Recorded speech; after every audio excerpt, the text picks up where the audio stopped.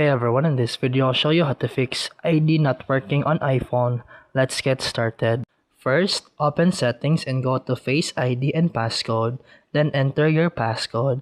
Then make sure Facebook ID is turned on for iPhone Unlock, App Store in iTunes, Apps, and Wallet. If these are off, Face ID won't work properly.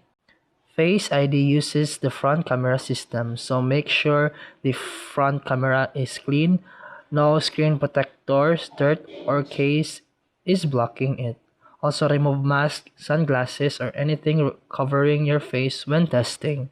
Still, in Face ID and Passcode, find attention hour features, try turning it off. This helps if Face ID fails when you're not looking directly at the screen.